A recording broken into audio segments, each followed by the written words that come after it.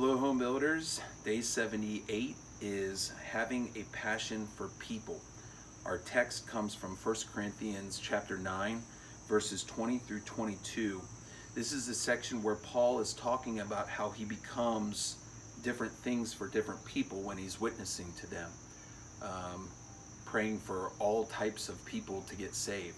He concludes the verses by this very well-known verse when he says, I am made all things to all men, that I might by all means save some. Now, that's an interesting verse because we also read in the Word of God that we are to be a peculiar people, that we are to be set apart in some measure, that people ought to see us essentially and know that we are Christians.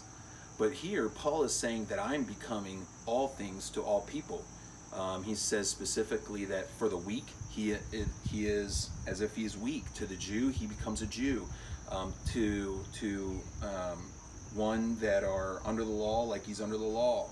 To them that are without the law. And so the question is, what does that mean? I'll tell you what it does not mean.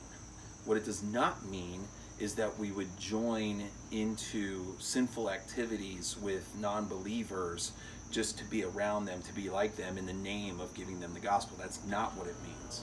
And for people who seem to kind of resist this verse, it seems to be kind of the mindset, like, why would I act, like a sinner or identify myself with these people of these sinful practices when I'm to be set apart?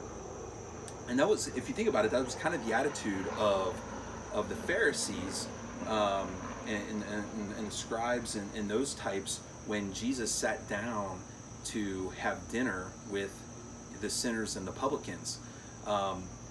Jesus still had dinner with them, essentially became as them in reaching them. And his rationale was because if you have the sick, they need a physician, and that's what he was bringing them. He was bringing them the answer to their problems. Paul here says he is able to identify with those who need the gospel. He's not saying he becomes like them in their sin. He's saying he becomes like them in their life struggles. He can identify with them, even their personalities, so that he can then give them the gospel. In that way, he has a passion for people. The example given here in the Renew book is William Booth, the founder of the Salvation Army.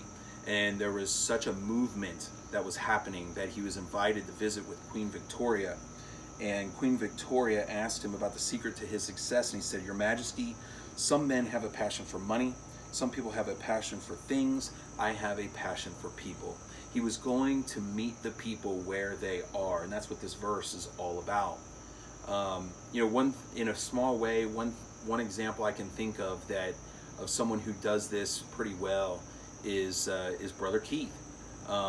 If he meets somebody for the first time, and I watch him and I see how he works because he's a mentor of all of us, he will come up with some person, some common acquaintance, some common experience with someone new that he meets. When he asks questions about them, he finds out about them, and then he can identify his own experiences with them, just as a way of connecting with that person.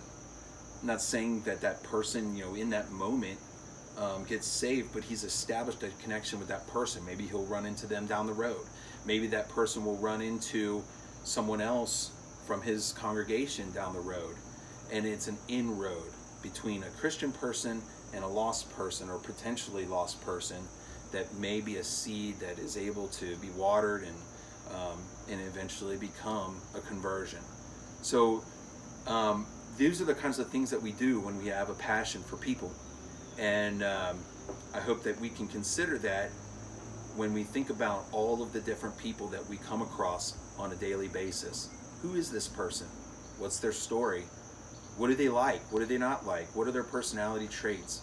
What are some ways that we can better reach this person and bring them the gospel? So I hope you'll consider that. Hope everyone has a great day, and I'll see you soon.